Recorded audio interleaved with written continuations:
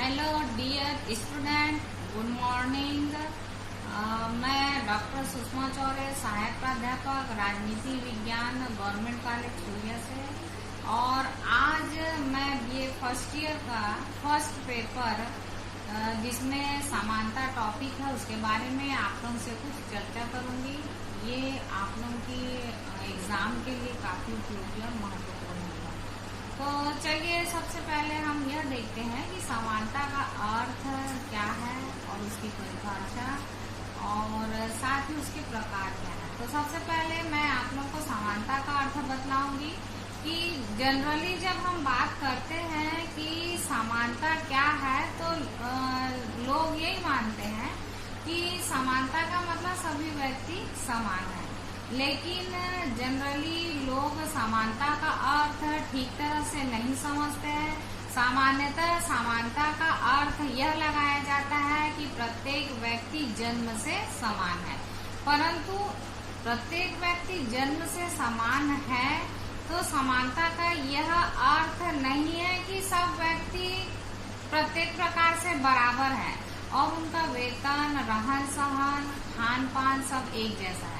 समानता का अर्थ तो केवल इतना ही है कि व्यक्ति के बीच धर्म, वंश, जाति, लिंग आदि के आधार पर भेदभाव नहीं किया जाना चाहिए। जैसे उदाहरण के लिए, जब एक व्यक्ति को नागरिक होने के नाते जो अधिकार प्राप्त होता है, जैसे कि अगर मुझे जो अधिकार प्राप्त हो गया है तो किसी दूसरे को भी उसी सीमा में और उसी दृढ़ता के साथ वह अधिकार प्राप्त होना चाहिए। इसके संबंध में राजनीतिक विचारक लाजसी ने भी इस बात पर बल दिया है और कहा है कि समानता का अर्थ यह नहीं है कि प्रत्येक व्यक्ति के साथ हम एक जैसा व्यवहार करते रहे, प्रत्येक व्यक्ति को समान वेतन दे।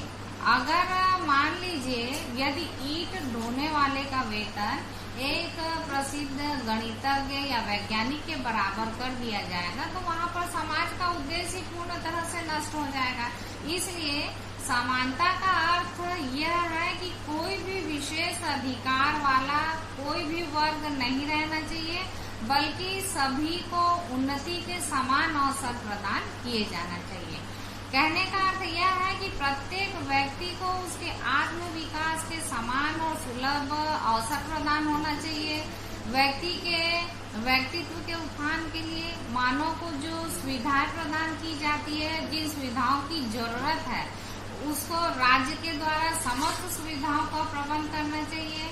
और समानता का आधार यह है कि समाज के लिए प्रत्येक व्यक्ति का समान महत्व होना चाहिए।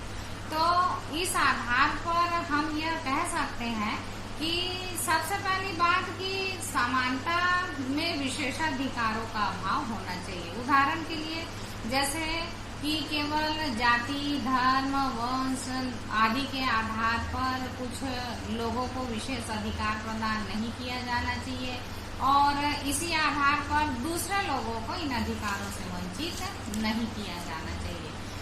ठीक उसी तरह से कि अगर मान लीजिए सभी लोगों को बिना किसी भेदभाव के राज्य के द्वारा व्यक्ति के व्यक्तित्व का विकास के लिए समान अवसर प्रदान करना चाहिए तो उससे समानता का सही अर्थ परिलक्षित होगा।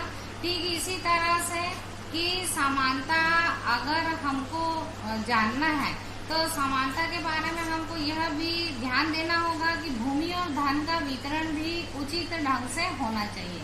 और एक यह भी बात है कि समानता के विरुद्ध एक बात यह भी कही गई है कि एक और मुट्ठी भर लोग हैं जो कि अनाप शनाप ढंग से खर्च करने की उनको स्वतंत्रता होती है। जैसे उनके पास कुत्ते हैं तो वह दूध भी पीते हैं और मांस भी खाते, लेकिन दूसरी ओर ऐसे भी असंख्य लोग हैं जिनके बच्चों को दूध नसीब नहीं होता है और तो और वो खुद भी स्वयं आधे पेट रहकर जीवन यापन करते हैं। तो इस तरह से समानता नहीं होना चाहिए। समानता का मतलब है कि सभी की न्यूनतम आवश्यकताओं की पूर्ति होना चाहिए, व्यक्ति के व्यक्तित्व का विकास के लिए समान अवसर प्रदान होना चाहिए और विशेषाधिकार का अंत होना चाहिए। मतलब विशेष वर्गों को कुछ विशेष अधिकार नहीं दिया जाना चाहिए। अब आइए हम जानते हैं कि समानता के प्रकार कितने होते हैं। अब जैसे हमने कह दिया कि प्रत्येक व्यक्ति जन्म से समान है, सभी व्यक्तियों के जो समानता है वह बराबर है, तो इसमें समानता में कुछ भेद किया गया है। जैसे समानता कई प्रकार की होती है, नागरिक समानता, राजनीतिक समानता, सामाजिक समानता, आर्थिक और प्राकृतिक समानता। तो एक एक करके मैं इसको डिफाइन करूंगी और आप लोगों को बताऊंगी कि नागरिक समानता क्या होती है, राजनीतिक समानता क्या होती है, सामाजिक, आर्थिक और प्राकृतिक समानता क्या होती है। सबसे पहले हम देखते हैं नागरिक समानता। देखिए, नागरिक समानता का मतलब यह है कि सभी लोगों को समान रूप से नागरिक अधिकार मिलना चाहिए और स्वतंत्रताएं भी मिलना चाहिए। अगर हम कानून की दृष्टि से देखते हैं तो कानून की दृष्टि से नागरिक सभी समान है, लेकिन इस आधार पर सभी को कानून के द्वारा संरक्षण प्रदान किया जाना चाहिए, उसको हम नागरिक समानता कहेंगे। दूसरी बात, अगर राजनीतिक समानता की बात हम करते हैं तो राजनीतिक समानता का अर्थ यह है कि सभी लोगों को राजनीतिक अधिकार और उसके अवसर मिलना चाहिए। अब हम यह कहेंगे कि राजनीतिक अधिकार क्या है, तो राजनीतिक अधिकार का मतलब यह है कि सबको समान मताधिकार, निर्वाचनों में उम्मीदवार बनने का और सार्वजनिक पद ग्रहण करने का अधिकार प्राप्त होना चाहिए। किसी भी धर्म, रंग, जाति, लिंग आदि के आधार पर उन व्यक्तियों को राजनीतिक अधिकारों से वंचित नहीं किया जाना चाहिए। परंतु एक बात यहाँ पर ध्यान देने योग्य है कि अगर कोई पागल, नाबालिग, दिवालिया या अपराधी है तो उनको इस प्रकार की समानता का अधिकार प्राप्त नहीं होना चाहिए। और यह भी कहना ठीक नहीं है कि कुछ लोग शासन करने के लिए पैदा हुए हैं तो दूसरे लोग शासित के रूप में पैदा हुए, तो ऐसा नहीं कहा जाना चाहिए। तीसरी समानता है सामाजिक समानता।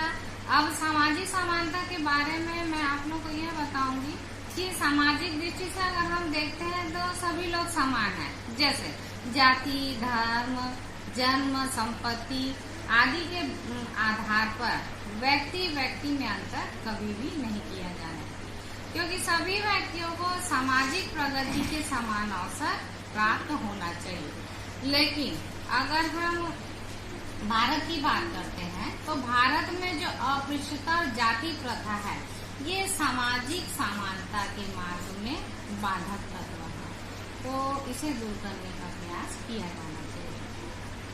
चौथी समानता है आर्थिक समानता। आर्थिक समानता क्या है कि समाज में जो आर्थिक विषमताओं की अमीर और गरीब के बीच में जो खाई बढ़ गई है उन खाइयों को समाप्त किया जाना चाहिए।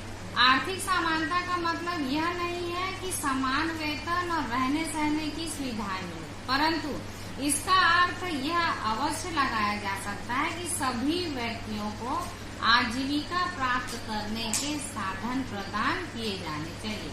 प्रत्येक व्यक्ति को उसके परिश्रम का उचित पारिश्रमिक मिलना चाहिए। जैसे उदाहरण के लिए मार्क्सवाद में यह कहा गया है कि जो पूंजीपति वर्ग के लोग हैं ये मजदूर वर्ग का शोषण करते हैं, उनसे परिश्रम तो करा लेते हैं परंतु बदले में उनका पारिश्रमिक नहीं देते, तो ऐसा कदापि भी नहीं होना चाहिए।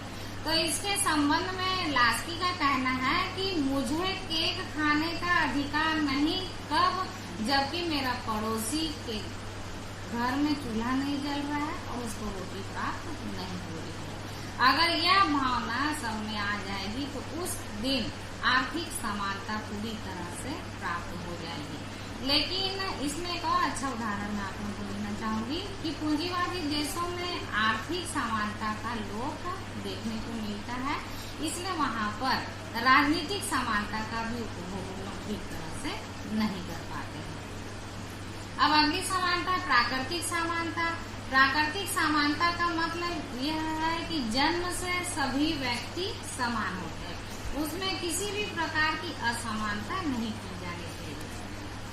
सामाजिक समझौते का जो सिद्धांत है उसके जो प्रवर्तक या विचारक है हॉब्स, लॉ, रूसो, इन तीनों ने यह स्वीकार किया है कि प्राकृतिक समानता का बहुत महत्व है, क्योंकि मनुष्य जैसे ही जन्म लेता है उसको जीवन जीने का अधिकार और स्वतंत्रता का अधिकार, संपत्ति का अधिकार जन्म से प्राप्त होता है।